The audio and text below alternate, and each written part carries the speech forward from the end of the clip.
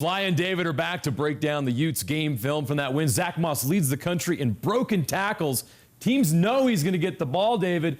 They can't stop him. You can't stop the guy, I'm telling you. 80 yards on the afternoon, and this play right here kind of shows exactly how his afternoon went. When he bulldozes over the NIU defenders. But let's talk about why this play was successful and why it resulted in a touchdown. Well, great. As linebackers, we know that we want to send the ball in the run game. Run game responsibilities, send the ball to your extra defender, which is the down safety down here. These linebackers don't. Their weak side linebacker shoots the gap. And so now you have two guys that are blocking four. All this guy has to do is get a chip on this guy, and Zach Moss, as we've said all season, gets onto the secondary. As soon as he gets onto the secondary, this guy made a business decision. Oh, man. He did not want to deal with Zach Moss at all. Listen, in the open field, I don't want to deal with him either. I mean, you talk about these safeties that come down, you got to tackle Zach Moss at a full speed.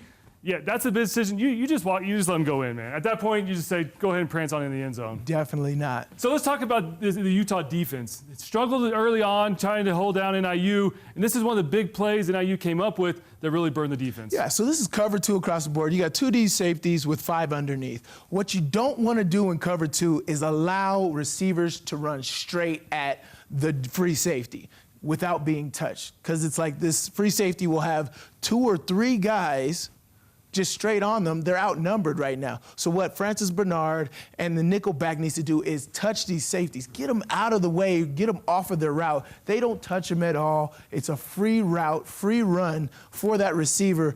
And the safety, Vontae Davis, he's lost. He has no idea what to do. He takes bad angles. When it's a free release, you put your safeties in a huge bind. As backers, we've got to help them out. And that means, like you're saying, rerouting them off the line of scrimmage, trying to throw off the time in between the quarterback and the wide receiver. Yeah, and they don't do that there. That's a mistake you can't make in Pac-12 play. When they get into conference, that's going to hurt them badly. Yeah, those receivers were too wide open for any quarterback in the country to miss. So we talk about some bad things that happened with the Utah defense, but let's talk about something great that happened. Another Blackman interception, and let's walk through it. What did the corner do to help out his safety? This was so awesome, and a lot of people need to understand what happens in man coverage. So what an offense likes to do is flood the side of the field to get all of the attention of the defense on this strong side of the field. So this is exactly what they do. This linebacker has this running back in coverage, so this guy's on the island. Anybody knows if you're in island play, you're in trouble or you're scared. But if you have a confident corner that knows what he's doing, and Coach Sharif Shaw is doing an amazing job with these corners. Josh Nurse does a great job with his initial alignment. So the receiver takes his initial alignment, and knowing that I'm on the island, where's my help?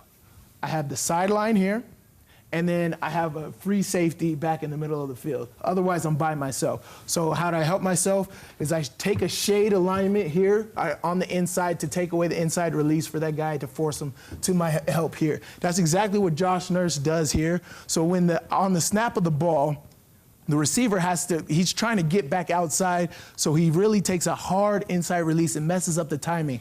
That allows the quarterback to hold on to the ball for an extra second, and that extra second allows Blackman to get around and make a play. And we talk about rerouting. I mean, that's basically what he's doing, but just by his alignment, he's rerouting the wide receiver, which allows, like you said, the time for the corner and the safety to get over top. An easy pass, easy catch for the safety here. Another interception. Blackman just racking up those INTs this year. But great job by the U defense, recovering, figuring out what NIU was doing right and what they're doing wrong, and kind of exploiting that later in the game. So a win, a comfortable win over a G5 team, helps them progress and get closer to Pac-12 play. Of course, we got one more warm-up before Pac-12 play. Idaho State. We're not really going to break down Idaho State, but, you know, it's obviously an opportunity for them to iron a few more things out before USC. Well, and that's what we always talk about with these type of games, Idaho State games. It's a chance for your backups to get in. Yeah. I mean, you're going to need that depth throughout Pac-12 play, and so it's a chance for the young guys to get in, get some good game reps, and let the stars rest and get them ready for USC here in a couple weeks. All right, David Sly, we'll see you next week.